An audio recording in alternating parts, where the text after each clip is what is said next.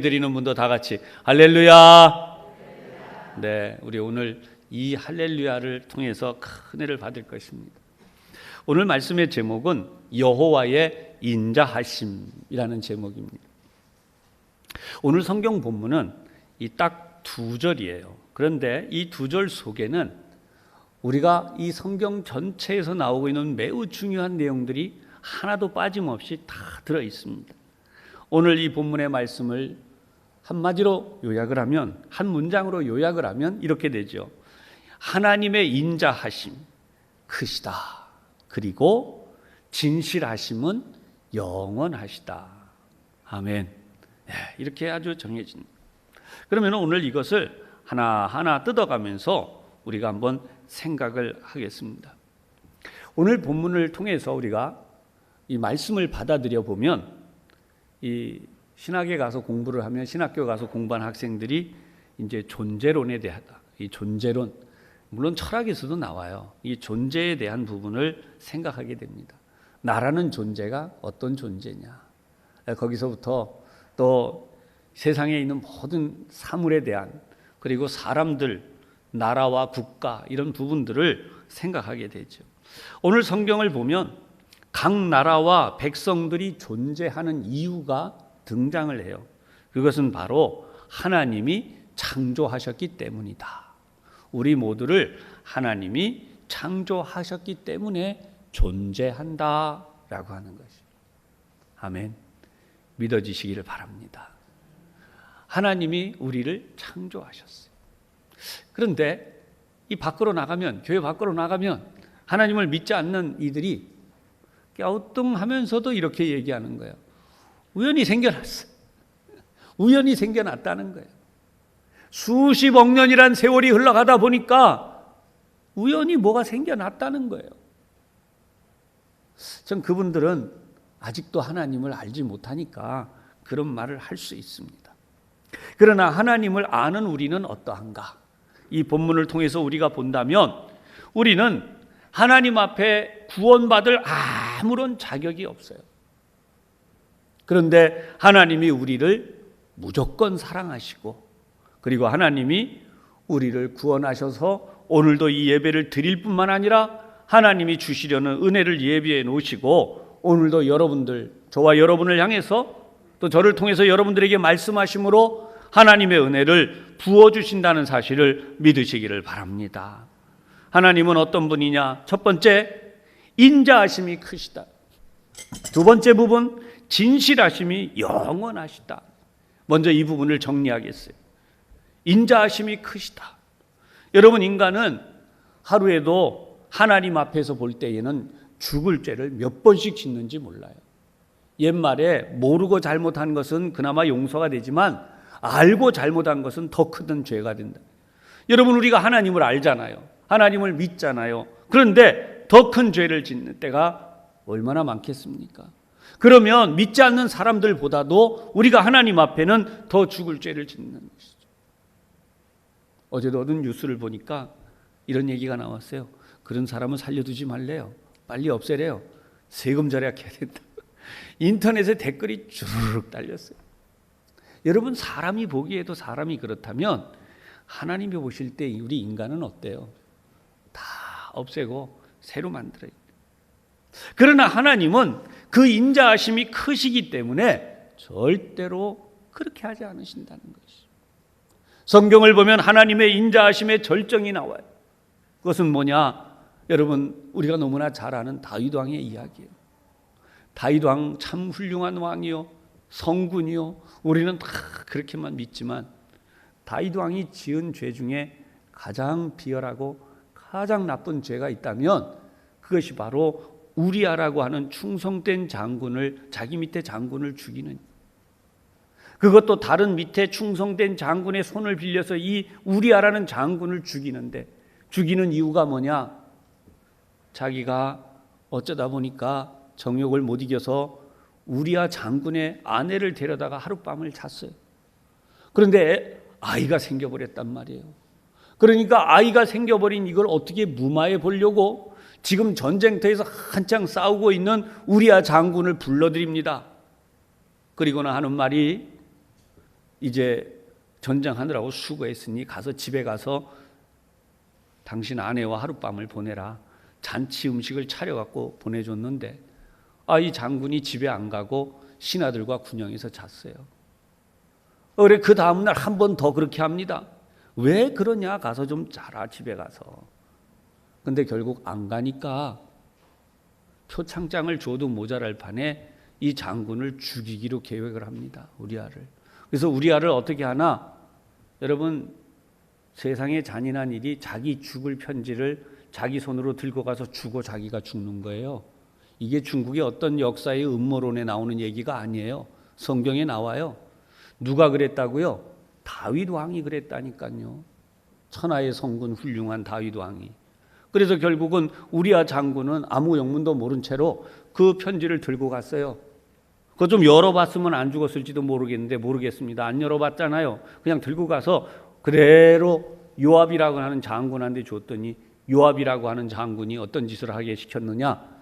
맹렬하게 전쟁이 일어날 때 우리아는 놔두고 싹 뒤로 빠지라는 거예요. 그럼 어떻게 되겠습니까? 당연히 전사하죠.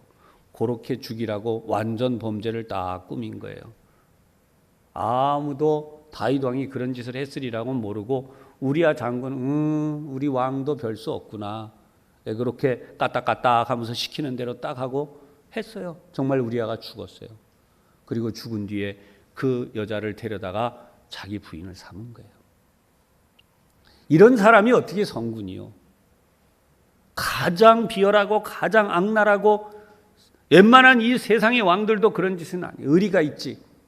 그런데 하나님은 그런 다윗 왕이 회개하니까 회개하도록 선지자를 보내서 딱 깨우치니까 내가 여호와 앞에 범죄하였다. 모든 신하들 앞에서 굵은 베옷을 입고 회개하듯이. 여러분, 그래서 그가 위대한 왕이라. 제가 오늘 이 말씀을 드리는 이유는 우리 교우들 중에도 제가 가장 마음이 아픈 것은요, 드러내놓고 얘기하면 교우들 앞에 부끄럽고 창피하니까 말 안 하려는 분들이 있어요. 그러니까 말 안 하고 숨겨요. 어떤 문제가 있을 때. 그래놓고 하나님 앞에 기도하시니까 응답을 받아요. 응답을 받았으면 하나님 앞에 나와서 충성하고 예배를 잘 드리면, 믿음 생활 잘 하시면 그나마 하나님 아버지기에 아름다운 믿음의 길을 가니 목사도 참 기쁘고 감사한데, 그런 일을 숨겼다 나니까 어떻게 하느냐? 점점 더 교회를 안 나오기 시작해요. 왜 안 나오시냐? 그러면 그런 부끄러운 일이 창피해서 안 나온다. 이렇게 하고는 교회 시효에서 멀어지기 시작해요. 아무리 권면을 해도. 그러면 여러분, 죽을 목숨 살려주시고 잘못된 길에서 구원해 주시고 그 하나님이 사랑이 많으셔서 구원해 주시고 은혜를 베푸셨으면 그 영광을 하나님께 돌림이 마땅한데, 자기 영광 구하느라고 나 창피하고 부끄럽다고 교회 안 나오고 사람들한테 안 나타나고 교회를 떠나버리는. 여러분, 이게 어떻게 하나님 앞에 바른 일입니까? 목사가 그때 가장 하나님 앞에 마음이 아파요. 회개가. 하나님, 제가 하나님 앞에 바르지 못했습니다. 나단 선지자처럼 당당하게 당신이 하나님 앞에 범죄하였도다 그랬더라면 그 영혼이 살았을 텐데, 하나님 저를 용서해 주세요. 오늘도 저는 그 마음이 제 속에 가득.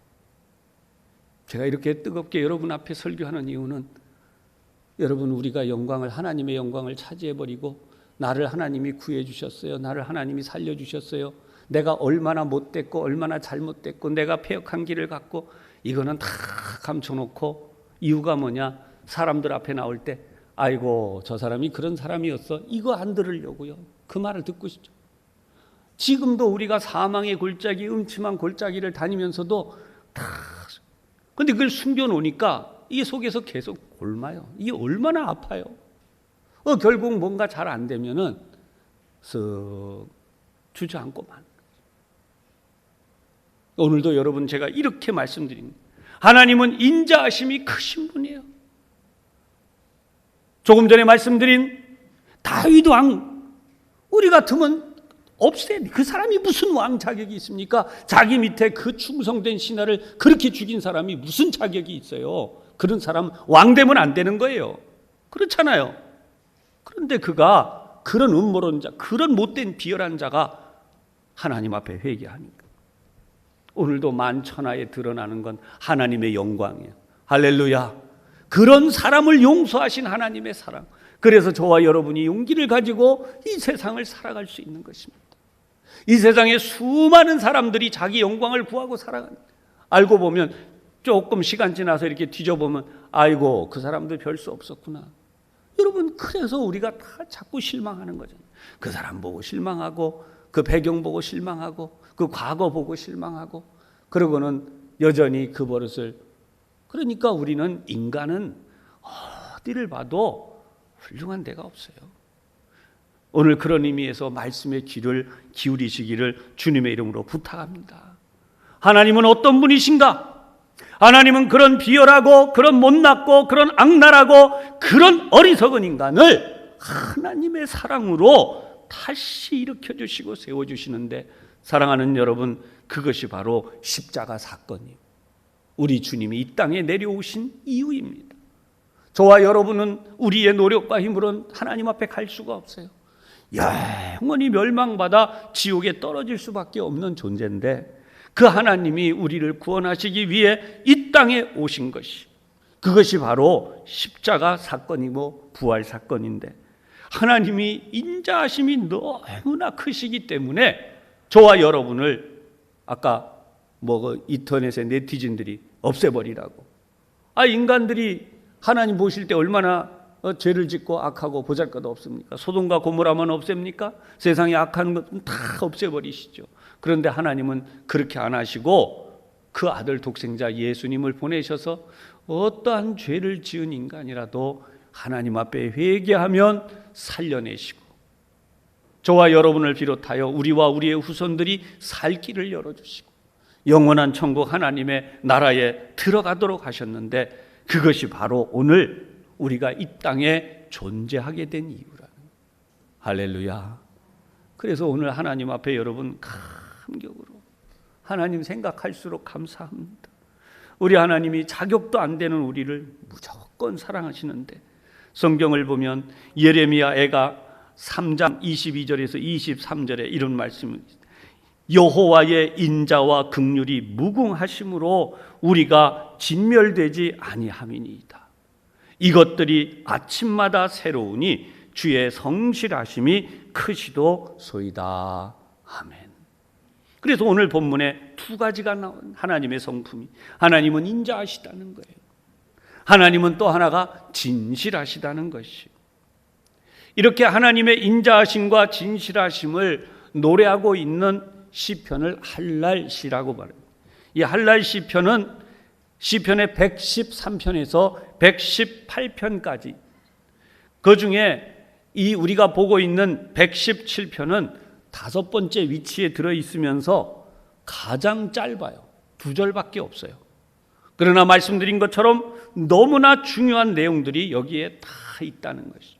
그래서 오늘 이 시편에서는 뭐라 그러는가? 하나님은 이 세상에 있는 모든 민족이, 이 세상에 있는 모든 나라들이 전부 다 하나님의 것이고, 그러니까 하나님을 찬양하라, 시편에 이렇게 고백을 하고 있는 것이죠. 제가 6월 한 달은 나라 사랑의 달이며, 특히 하나님의 나라와 우리 이 땅의 세상의 나라를 함께 생각해 보는 중요한 설교들이라고 그랬습니다. 이사야 43장 21절의 말씀입니다. 이 백성은 내가 나를 위하여 지었나니 나를 찬송하게 하려 함이니라. 아멘. 하나님이 이 세상에 우리를 창조하신 가장 중요한 이유는 하나님을 찬양하기 위해서 만드셨다는 거예요. 아멘. 그래서 여러분, 우리가 오늘도 찬양대가 마스크를 쓰고 그렇죠. 오늘 이 자리에 우리 찬송도 부르셨고, 그런데 항상 우리가 하나님을 찬양해야 되는 삶. 시편 145편이 찬양시로 또 아주 유명한 시편이에요. 제가 시편 145편 1절에서 5절까지를 봉독해 보겠습니다. 할렐루야, 하늘에서 여호와를 찬양하며 높은 데서 그를 찬양할지어다. 그의 모든 천사여 찬양하며 모든 군대여 그를 찬양할지어다. 해와 달아 그를 찬양하며 밝은 별들아 다 그를 찬양할지어다. 하늘의 하늘도 그를 찬양하며 하늘 위에 있는 물들도 그를 찬양할지어다. 그것들이 여호와의 이름을 찬양함은 그가 명령하심으로 지음을 받았음이로다. 아멘. 하나님이 명령하시니까 이 세상의 모든 것이 지음을 받았다. 오늘도 우리가 이렇게 예배하는데 지난주에도 말씀드렸지만 우리 교회 주변의 자연이 얼마나 아름다운지 몰라요. 매일 새벽 예배 올 때마다 맑은 공기가 이렇게 다 내려오죠. 새들이 아주 밝은 소리로 새 짖는 소리가 아주 들리죠. 꽃들이 피어 있죠. 금년에 좀 아쉬웠던 것은 여기 절개지에 있던 그 아카시아 나무들을 싹 잘라버리고 공사를 하는 바람에 아카시아 향이 덜 났어요. 다른 향기들은 뭐 다 이렇게 퍼졌는데 그게 좀 아쉬웠는데 며칠 전에 이렇게 가다 보니까 그 절개지 공사한 철조망 사이로 그 나무들이 아카시아 나무들이 얼마나 또 크게 자라는지 몰라요. 내년 봄에는 아카시아 향기가 한 달 동안 이렇게 쫙 날 것 같아요. 여러분 이런 것을 보면 하나님이 얼마나 세상을 아름답게 만드셨는지. 그래서 이스라엘 민족뿐만 아니라 이방의 나라들만 아니라 천사들까지도 온 우주의 모든 것들도 하나님을 찬양하라. 그것이 오늘 시편에서 우리에게 알려주시는 놀라운 사실. 그러면 우리가 왜 찬양을 이렇게 하는가? 찬양의 근거에 대해서 다시 한번 2절에 강조하고 있습니다.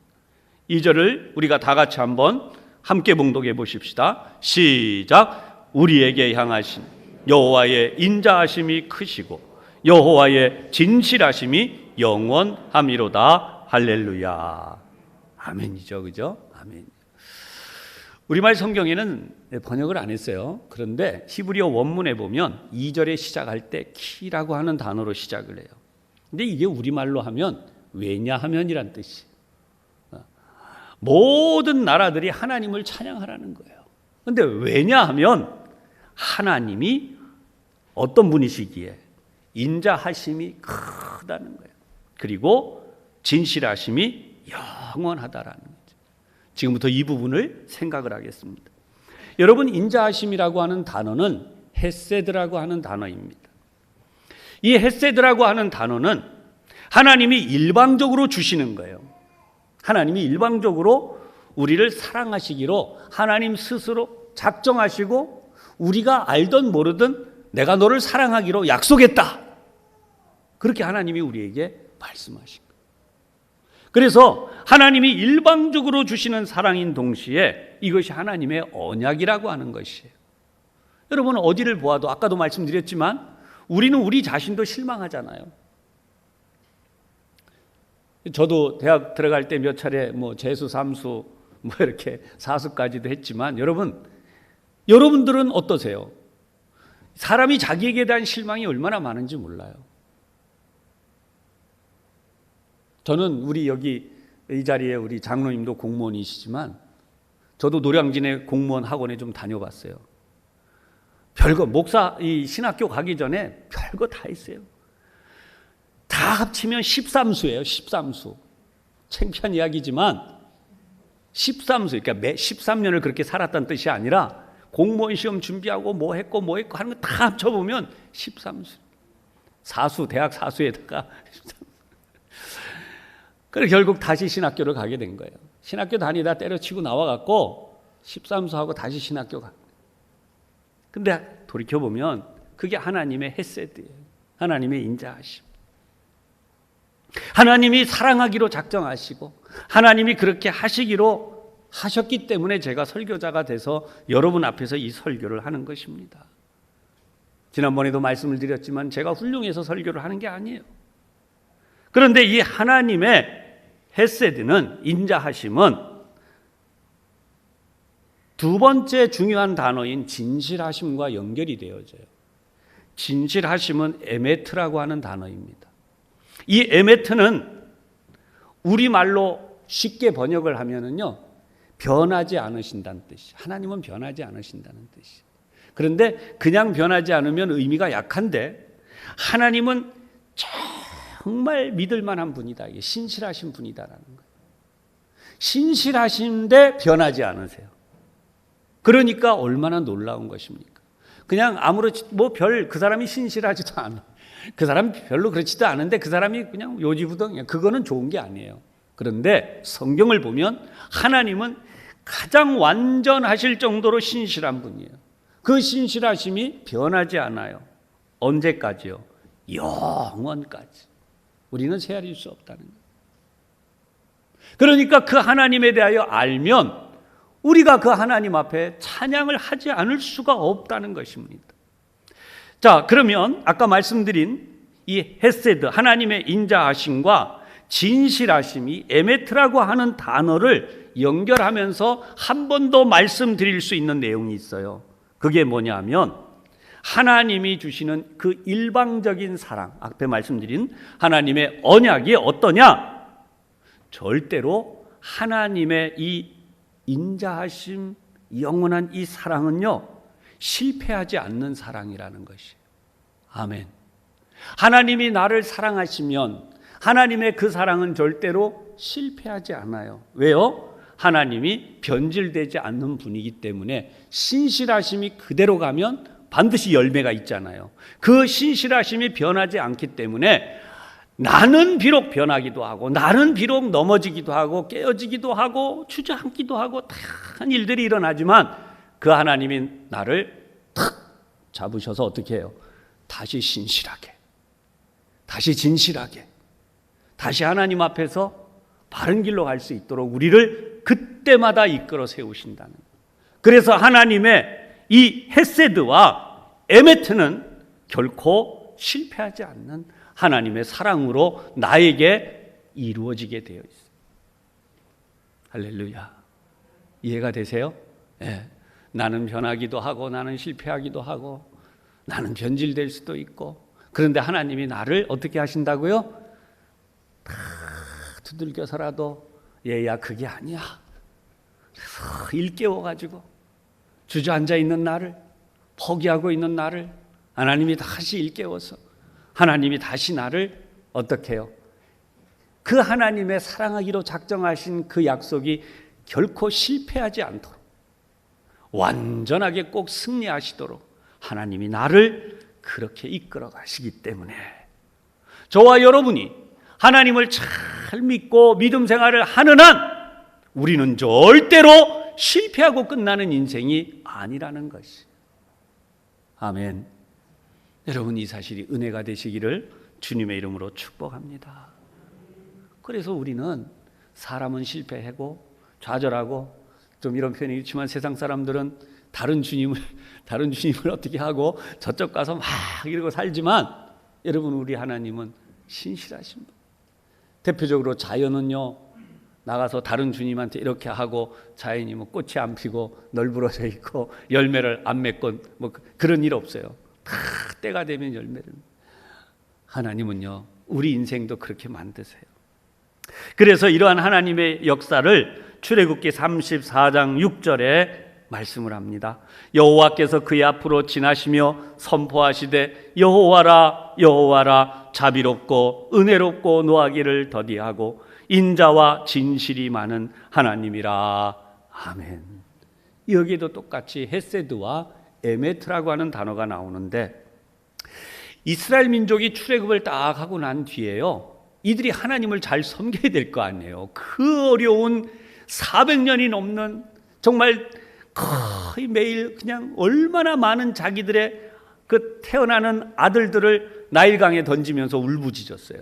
하나님이 그들을 그렇게 구원해서 지금 하나님의 산 호렙에 이르게 하시고 거기에서 하나님이 약속하신 말씀을 주시는 중인데 모세가 40일간 올라가서 하나님의 언약의 말씀을 받고 있는 동안에 그 40일을 못 참고 금송아지 우상을 만들어 놓고 거기서 춤추면서 무슨 짓을 하느냐. 이것이 우리를 구원한 하나님이다 이러면서 거기다 절을 하고 제사를 짓는. 하나님이 빨리 내려가라고 하셔서 모세가 언약의 계명을 딱 들고 내려와 보니까 백성들이 거짓을 하고 있으니까. 여러분 아까 제가 인터넷 댓글에 그 못된 짓 하는 사람들 보면 그 세금 축내지 말고 빨리 어떻게 하라 그러는 것처럼 모세도 화가 났어요.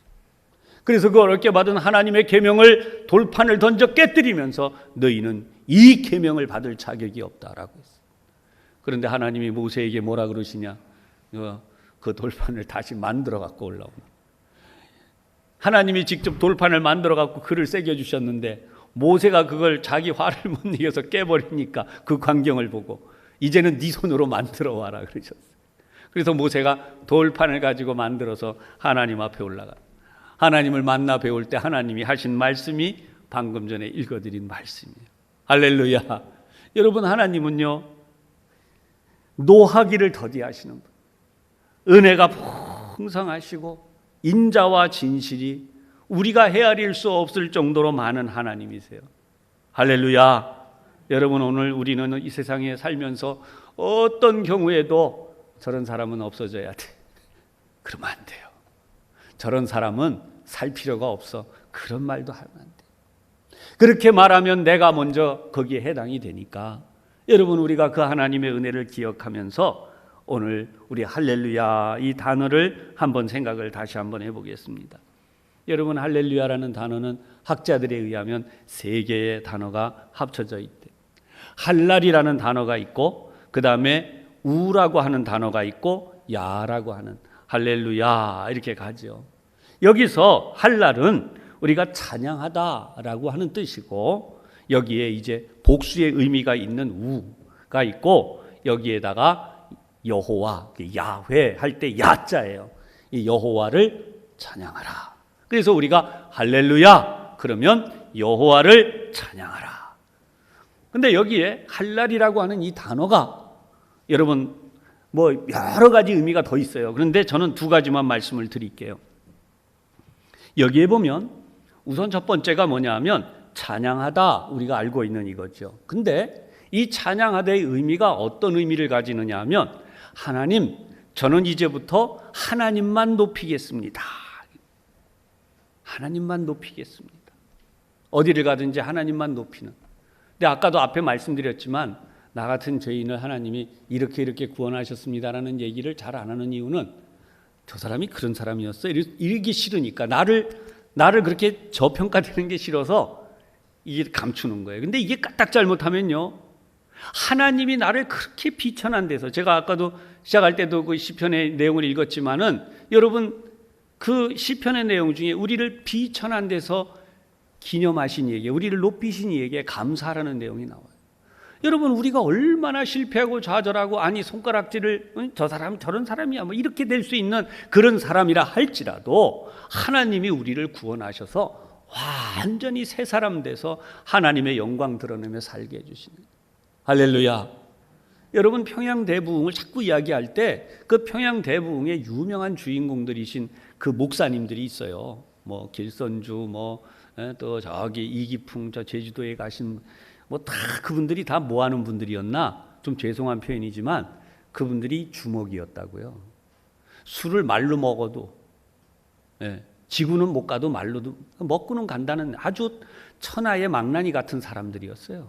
근데 이 사람들이 예수를 믿으니까 완전히 새 사람이 돼서 흔한 말로 똥찌개를 지고도 다니고 그 어린 아이들이 쫓아다니면서 발길로 걷어차고 놀려도 거기 한 번 돼야. 내가 살아온 생각을 하면 내가 지금 이들에게 놀림받고 이 손가락질은 아무것도 아니라는. 왜요? 나 같은 죄인을 사랑해서 구원시켜 주신 하나님의 은혜를 생각하면 이보다 더한 천대를 받아도 마땅하다. 모든 영광은 하나님 것. 왜? 그분이 나를 살리시고 구원하셨습니다. 근데 아까도 말씀드렸지만 우리는 기도해가지고 하나님이 나를 살리셔요. 구원해 주세요. 근데 내가 어떤 상태에 있었던지는 이렇게 숨겨놓고 말을 안 해. 왜냐하면 그 얘기 해봐야 이렇게 되니까 이거 안 한다니까요. 근데 나중에 그걸 또 덮고 넘어간 뒤에는 하나님의 영광을 드러낼 기회를 자기가 대신 차지해버립니다. 하나님의 영광, 하나님 나를 이렇게 비참한 데서 올려주셨어요. 근데 그걸 안 한다. 제가 참 아이러니하게 보면서도 우리 목사님들 중에도 그랬어요. 그 우리들 교회라고 하는 김양재 그 목사님이 목회하시는 교회 보면 목사님이 설교하시고 나면 성도들이 나와갖고 간증을 해요. 나는 이런 간통죄를 지었습니다. 남자가 나와가지고 자기 아내를 두고 바람핀 얘기를 다 해요. 성도들 앞에서. 그러고도 그 교회가 은혜가 되고 막 다들 그러고 살아요. 처음에 그래서 저희가 그랬어요. 야, 저렇게 하면 저 사람이 교회 나오나? 여러분, 그것 때문에 성도들이 더 은혜 받고 성도들이 더 잘 되고, 정말 이 속에서 썩고 곱는 게 아니라 교회 앞에 내놓고 다 같이 기도하고 도와주고 넘어지지 않도록 살려주고, 그래서 그 교회가 더 잘 된다는 거예요. 그거야말로 할렐루야죠. 할렐루야. 망하고 썩을 사람을 하나님이 살려내신, 무너지고 없어질 가정을 하나님이 살려주신. 두 번째 부분이 있는데 이게 뭐냐 하면 자랑하다라는 거예요. 앞에서 제가 이제부터 사는 동안 하나님만을 높이겠습니다. 저를 높이지 않고 우리 자식도 높이지 않고 누구도 높이지 않고 하나님만 높이겠습니다 했다면, 이번에는 저는 이제부터 하나님만 자랑하겠습니다 라고 하는 뜻이 할렐루야라는 거예요. 저는 살면서 이제부터 하나님만 자랑하겠습니다. 그런데 여러분, 이게 얼마나 중요하냐. 성경을 보면 바로 이 시편이 쓰여질 당시만 해도 이스라엘이라고 하는 나라는 그 주변이 다신교를 믿는 나라들이 가득했어요. 이스라엘은 여호와 하나님만을 섬기라 그러지만 주변의 모든 나라들은 다신교를 섬기는, 그래서 수많은 우상을 섬기는 나라들이었다는 거예요. 그래서 무슨 생각을 하고 있느냐? 참신이 어디 있냐? 누구든지 우리에게 복을 주고 응답하는 신이 진짜 신이다, 이런 생각을 가지고 있어요. 근데 이것은요, 그 생각이 어디로 갔냐면 다윗 왕 이후에 솔로몬이 부인을 1000명이나 얻게 되잖아요. 놀랄 일이죠. 어떻게 부인을 1000명이나 얻습니까? 그런데 1000명이나 얻을 때 어떤 일이 일어났나? 그 부인들이 전부 다 자기 신들을 갖고 들어와요. 예루살렘으로 우상을 들고 들어옵니다. 그것이 사실은 예루살렘이, 이스라엘이 무너지는 이유가 돼요. 솔로몬이 얼마나 훌륭한 왕이에요. 그런데 그가 그런 일을 하고 만다는 거예요. 오늘 이 시대도 마찬가지입니다. 우리가 얼마나 지식이 발전했습니까? 우리가 얼마나 학문이 높아졌습니까? 우리가 얼마나 높은 문명 사회를 이루고 도덕 사회를 이뤘습니까? 그런데 우리 사회를 한번 들여다보십시오. 동성애를 비롯해서 인간이 저지를 수 있는 온갖 더러운 음모와 음란과 악행들이 이 사회의 지면을 채우고 있습니다. 곳곳에서 일어나는 일들이. 그런데 기껏 한다는 말이 뭐라 그러냐? 종교는 자유다. 어떤 종교를 믿든지 종교는 자유다. 우리 교회학교 자녀들 중에도 벌써 중학교 들어가니까 그런 이야기들 하는 자녀들이. 왜요? 학교에서 그렇게 가르치니까요. 종교는 자유다 하다 보니까 무슨 일이 되느냐? 기독교의 유일한 기독교 신관인 하나님만이 구원자이시다라고 말했더니 그 부분을 뭐라 그러느냐? 왜 기독교만 구원이 있다고 하냐? 그래서 그거를 왜 다른 종교를 폄하하느냐까지 얘기해요. 어떤 분들이. 기독교에 대해서 공부를 하신 분들이 좀 그런 말을 하시면 좋겠는데, 방송에 나와서 말씀하는 분들 중에 종종 들어보면 기독교에 대한 부분이 그런 말씀들이 있고, 이제는 우리 사회 속에서 아예 대놓고 기독교가 배타적이다 이렇게 말합니다. 여러분, 기독교가 배타적이래요. 여러분, 기독교가, 이 자리에 있는 여러분은 어떠십니까? 우리 기독교가 배타적입니까? 시간은 약간 좀 지나가겠지만 질문 한번 하겠습니다. 여러분, 우리 기독교가 배타적입니까?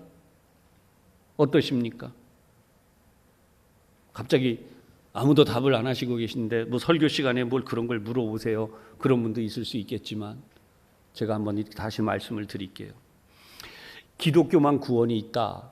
그래서 다른 종교를 인정하지 않는 기독교는 오만하다. 그래서 배타적이다. 이렇게 논리적으로 이야기를 합니다. 어느 목사님이 쓰신 글이에요. 어느 기관에서 청소년들을 대상으로 설문조사를 했대요. 근데 이 청소년들은 세상의 청소년이 아니라 기독교 청소년들을 대상으로 한 설문이라고 했습니다. 그런데 항목이 이거예요. 기독교를 배타적이라고 생각하느냐, 배타적인 종교라고 생각하느냐라고 하는 질문을 한 다음에 매우 그렇다, 그 다음에 그렇다, 아니다 이런 정도로 설문조사를 했는데 매우 그렇다, 배타적이다, 진짜 기독교는 엄청난 배타적이다 이런 이야기죠. 매우 그렇다가 34%나 되고요. 그리고 그렇다, 비교적 배타적이다 라고 말하는 이 무려 45%. 합쳐서요, 자그마치 79%가 기독교는 배타적이라고 교회를 다니고 있는 교회 청소년들이 대답을 했다. 이 목사님은 무슨 이야기를 하느냐, 왜 이렇게 됐냐라고 할 때 이 목사님의 이 글에는 이런 대답을 써놨어요. 이것은 기독교 교육의 부재로 온 일이다. 기독교 교육이 부재, 기독교 교육이 제대로 이루어지지 않았기 때문이다라고 이야기합니다. 이 자리에도 여러분 어쩌면 우리가 그런 일들을 하는 뉴스를 접하고 말들을 들으니까 우리가 배타적인가 보다 그렇게 생각하실 분이 있다는 거예요. 그 근거가 바로 요한복음 14장 6절의 해석인데요. 내가 곧 길이요 진리요 생명이니 나로 말미암지 않고는 아버지께로 올 자가 없느니라. 이 말씀과 사도행전 4장 12절에 나오는 베드로의 설교 중에 다른 이로는 구원받을 수 없나니 우리에게 구원받을 만한 다른 이름을 주신 일이 없다라고 했다는 거죠. 이것 때문에 배타적이다라고 생각한다는 것이. 그러나 사도 바울은 그의 복음을 전하러 간 곳에서, 그 유명한 아테네에서 한 번도 기독교를 배타적으로 말한 적도 없고 이야기한 적도 없고 그 사람들이 그렇게 판단한 적도 없어요. 오히려 그들에게 정당한 변론을 하고 복음을 받아들이는 사람들을 오히려 얻기도 하죠. 할렐루야. 그래서 이 목사님이 하시려는 말씀은 뭐냐면 기독교는 배타적인 종교가 아니라 어떤 종교냐? 유일성을 가진 유일한 종교다. 배타적인 종교가 아니라 유일성의 종교다. 할렐루야. 이제 이해가 되세요? 배타적이 된다면 어떤 거냐? 우리가 믿는 하나님, 우리가 믿는 예수님을 당신들은 믿지 마라. 아니 우리가 몇 대씩 하나님을 믿어오고 지금까지 하나님을 믿고 있는데 당신들이 왜 하나님을 믿는다고 그래? 하나님 믿지 마. 요게 배타적이라는 거예요.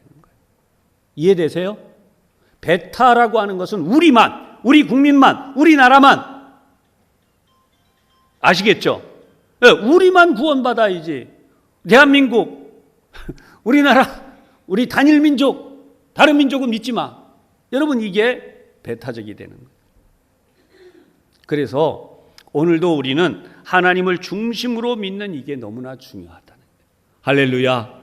여러분 우리가 어떤 경우에도 어떤 사람이라도 어떤 나라 민족이라도 27,000 선교사들이 해외에 나가서 조건 없이 선교를 하면서 하나님 앞에 헌신하고 있는 일은 바로 이러한 성경에 등장한 하나님의 인자하심을 온 세계에 전하는 일. 오늘도 저와 여러분은 어디를 보아도 복받을 구석이 없어요. 하나님을 믿을 자격도 없고 천국에 갈 수 있는 그런 조건이 안 돼요. 왜냐하면 우리가 얼마나 하루에도 수많은 죄를 짓습니까? 그러나 하나님은 그런 우리를 용서하시고 하나님 앞에 나아갈 수 있도록 길을 열어주셔서 오늘도 회개하고 자복하고 기도하며 하나님 앞에 나올 뿐만 아니라 영원한 천국에 들어가는 길을 열어주셔서 아멘. 이 결론을 맺으려고 해요. 2017년 6월 26일에 내가 매일 기쁘게라고 하는 방송 프로그램이 있습니다. 여기에 나온 이 한 성악을 하는 이 분의 이야기입니다. 서준호라고 하는 분이에요. 이분은 이 성악과를 다니고 있는 대학교 2학년 때 너무나 기쁘고 즐거운, 그때 좋잖아요. 대학교 2학년 얼마나 좋아요. 성악과. 그래서 이제 운전을 하고 여행을 가고 있었는데 그만 교통사고가 났어요. 우리가 흔히 교통사고가 나면은 그저 좀 팔다리나 좀 어떻게 좀 대고 그만 그 얼마나 좋겠습니까? 그런데 그만 안타깝게도 이 사람은 목뼈가 부러졌어요. 그래서 세브란스 병원에 중환자실에 입원을 하게 됐는데 의사들이 뭐라고 판정을 해서 이야기를 하느냐? 당신은 신경이 완전히 손상이 됐다. 살아 있어도 회복이 안 되는데 평생을 누워 있어야, 혹시라도 기적이 일어나서 당신이 일어나게 된다면 평생을 휠체어에 앉아 있어야 된다. 이렇게 이야기합니다. 근데 여러분, 바로 이 이준호라고 하는 이 사람의 이 가정은요, 기독교 명문집이라고 할 수 있는 이 장로님 권사님 가정이에요. 장로님 권사님 가정인데요, 일반 이 교우들도 참 도전적인 말씀인데 하루도 빼놓지 않고 가정재단을 쌓는 집이에요. 여러분, 가정재단이 뭔지 아시죠? 저녁에 잘 때마다 꼭 예배를 드리고 잡니다. 근데 이제 병원에 아들이 그 모양이 돼서 들어오면요, 어떤 사람도, 저도 참 이럴 수 있을까 하는 생각이 들어요. 저도 가면은 어쩌자고 그러다가 이렇게 됐냐는 둥, 또 마음속으로는 하나님이 어쩌면 이렇게 또 무심하실 수가 있느냐는 둥, 이 여러 가지 생각을 할 수 있잖아요. 근데 이 어머니가 딱 들어오셔서 한마디 말씀이 뭐냐면, 아들을 보고, 그 중환자실에 요 눈만 빼꼼 이러고 있는 아들, 말도 못하고 이러고 있는 아들을 보고 한다는 말씀이 뭐냐면, 얘야, 얼마나 감사하냐. 사실 이게 쉬운 게 아니에요. 얼마나 감사하냐. 여기는 병원이 아니고 영적 신학대학이다. 네가 이제 새 사람이 되고 하나님이 더 이 영적 신학대학이다. 네가 여기서 하나님을 직접 만날 수 있게 됐으니 얼마나 감사하냐. 이 첫마디가 어머니의 말씀이었다는 거예요. 그리고 어머니 하시는 말씀이 뭐냐 하면, 믿는 대로 된다. 성경이 믿는 대로 된다. 그러니 네가 이제 믿음을 가지고 믿어라. 그리고는 기도를 해주시는데 다른 환우들을 위해서도 기도를 하시고는 나가셨다는 거예요. 그런데 어머니의 그 말씀이 믿는 대로 돼. 평소에 늘 듣을 때는 그냥 지나갔다는 거예요. 평소에 늘 성경책을 읽어갈 때도 지나갔는데 어머니가 그 기도를 딱 하고 나가는 순간에, 아, 믿는 대로 되는 거구나. 네, 매일 가정재단을 쌓을 때도 지나갔는데 믿는 대로 되는 거구나. 이게 딱 깨달아지니까 그때부터 나는 이제 일어나서 걷는다. 난 이제 일어나서 걷는다. 이런 믿음이 막 생기더라는 거죠. 그런데 여러분, 그렇게 한 번에 응답이 되면 얼마나 좋겠어요. 이분이 또 얘기가 또 있는데, 그게 뭐냐, 아버지가 장로님이시라 그랬잖아요. 근데 아버지 사인을 받을 일이 생겼는데, 그게 뭐냐, 산소 마스크를 쓰고 이렇게 누워 있다 보니까 호흡이 안 돼갖고 폐가 새까맣게 다 썩어 들어가는 거예요. 그러니까 의사가 뭐라 그러냐, 사람을 살리고 봐야 되지 않습니까? 그러니 목구멍에 구멍을 뚫고 수술을 해야 되겠습니다. 근데 성악을 하는 분을 목을 뚫으면 어떻게 된다고요? 이건 끝나는 거죠.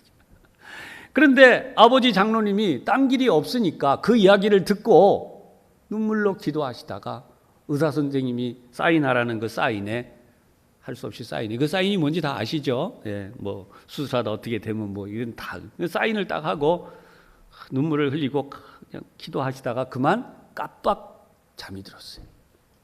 그런데 여러분, 그 깜빡 기도하다가 깜빡한 사이에 하나님이 보여주신 게 뭐냐, 이 아들이 낫는 것을 보여주신 거예요. 그래서 이분이 그 순간에 깨어나면서 입에서 찬송이 나오는 거예요. 샘물과 같은 보혈은 주님의 피로다. 그래서 참 우리가 얼마나 하나님 앞에 범죄하고 잘못하고 이걸 다 얘기하는 마음 하면서 마지막에 나오죠. 보혈의 죄를 씻으면 정하게 되겠네. 아멘. 보혈의 죄를 씻으면 정하게 되겠네. 그리고 이제 마침내 하나님께 맡기고 난 뒤에 아들 사진을 이제 수술하려고 다시 찍게 됐어요. 사진을 탁 찍었는데 할렐루야가요, 사진이 깨끗하게 나요. 여태까지 있던 새카만 게 흔적도 없이 사라지고 완전히 깨끗해진 거예요. 여러분, 하나님의 뉴스는 여기에 뉴스거리가 있는 거예요. 간증이나 영광을 올릴 것은 이게 있는 거예요. 어려움이 크고 문제가 많고 인간이 타락할수록 하나님의 영광은 더 크게 드러나는 것이죠. 그래서 이렇게 하나님의 은혜로 역사가 되어지고 나니까 그날로 어떤 일이 일어났는가? 이번에는 산소 호흡기조차 띄어버렸어요. 그리고는 그날 일반 병실로 돌아오게 돼요. 그런데 더 놀라운 일은요, 돌아와가지고 아들이 어떻게 하더니 나중에 보니까 병실로 돌아왔는데 아들의 발가락이 꼼지락 하는 거예요. 아버지가 얼마나 행복했고 온 가족이 얼마나 놀랬겠습니까? 아들의 발가락이 꼼지락거리니까 목소리도 안 나오던 아들의 입에서 뭐라고 나오느냐? 찬양을 하고 싶어요. 들리지도 않는 목소리인데 작은 소리가 나오면서 찬양을 하고 싶어요. 찬양이 시작이 돼. 내가 다음 주일이 되면 이 병원에서 예배 드리잖아요. 그죠? 환우들을 위한 예배. 하나님 앞에 예배 드리게 해주세요. 찬양 드리게 해주세요.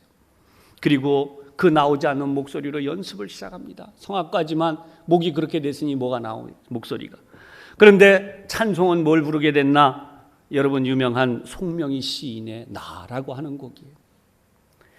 송명희 시인이 가사를 썼고 최덕신 전도사님 당시에 이 작곡한 곡인데, 나 가진 재물 없으나, 나 가진 지식 없으나, 나 남에게 있는 건강 잊지 않으나, 이 곡이죠. 이거를 일주일 동안 막 연습을 해가지고 당일날 주일이 됐어요. 그 강대상 앞에다 갖다 놓으니까 의자를 붙들고 그 휠체어에서 부들부들 떨면서 막 쓰러지기 직전의 모습으로도 하면서도 그걸 붙들고 찬양을 합니다. 그랬더니 거기에 있는 환우들이 전부 눈물바다가 돼요. 중환자들도 누워있는데 그들의 눈에서. 근데 여러분 놀라지 마세요. 이분이요 100일 만에 휠체어에서 일어나서 걷게 돼요. 그리고 6개월 후에는 그 유명한 미국의 카네기 홀에서요 합창단에 들어가서 합창단에서 합창을 하게 됩니다. 그 합창도 바로 유명한 나라고 하는 이 찬양곡을 부르고, 이제 정상인이 완전히 됐어요. 그것만이 아니라 13년 후에 2015년도에 이분은 조수미 씨가 입상을 해서 이제 세계적으로 유명하게 된 그 유명한 음악 콩쿠르에서 당당하게 성악 부문에서 1등을 차지합니다. 여러분, 이분은 이런 고백을 해요. 스스로 호흡하고 움직일 수 있다는 것만도 감사한데 하나님은 나에게 이 놀라운 은혜를 주셨습니다. 그래서 내가 하나님께서 세워주시는 곳마다 이 영광을 찬양하기를 원합니다. 유튜브에 이분의 찬양이 있습니다. 이 간증도 들어 있습니다. 사랑하는 여러분, 얼마나 놀라운 찬양인지, 제가 얼마나 하나님의 은혜를 받았는지 몰라요.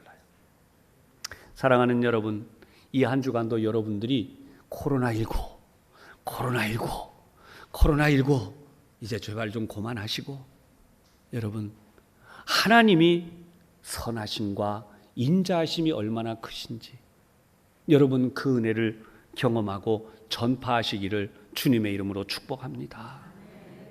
한 주간의 신앙생활을 위한 2가지 말씀을 드립니다. 첫 번째, 화면에도 띄워주시면 좋겠고요.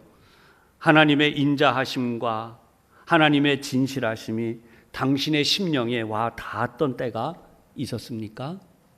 그렇다면 그때가 언제입니까? 날마다 아침마다 하나님의 인자하심이 새롭다 그랬잖아요. 여러분, 우리가 그 경험을 하시기를 바라고요. 2번째, 오직 하나님을 찬양하는 할렐루야, 하나님만을 찬양하는 할렐루야와 내가 영광을 받는, 대신 하나님의 영광을 내가 받고 마는 세속적 가치관, 하나님의 영광은 뒤로 빠져버리고 내가 잘해서, 내가 기도해서, 내가 열심히 신앙생활해서, 내가 뭘 해서 이렇게 됐다. 여러분, 그런 생각, 그런 욕망이 나의 마음속에 어느 것을 더 중요하게 내가 여기고 선택하며 살아가고 있는지를 매일매일 점검해 보시기를 이 한 주간 동안 그렇게 주님의 이름으로 부탁합니다. 기도하겠습니다. 하나님 아버지, 우리가 하나님의 은혜로 살고 있고 지금도 하나님의 선하심과 인자하심으로 우리의 호흡이 이루어지고 우리가 음식을 먹고 소화하고 온 몸을 움직이며 살아간다고 하는 사실을 다시 한번 말씀을 통해 깨닫습니다. 하나님, 코로나19로 인해 얼마나 많은 성도들이, 또 우리 교회 교우들은 물론 한국 교회가, 나아가서 하나님 우리나라가 얼마나 많은 이들이 어려움을 겪고 있습니까? 온 세계가 이 코로나 때문에 고통을 겪는다고 하지만 하나님의 인자하심, 하나님의 놀라운 사랑이 있기에 하나님, 우리가 다시 한번 하나님의 선하심과 인자하심을 깨닫고 크게 경험하고 하나님을 찬양하는 자리로 돌아와 더 큰 은혜와 복을 받으며 사는 저희 모두가 되게 하여 주시옵소서. 예수님 이름으로 기도하옵나이다. 아멘.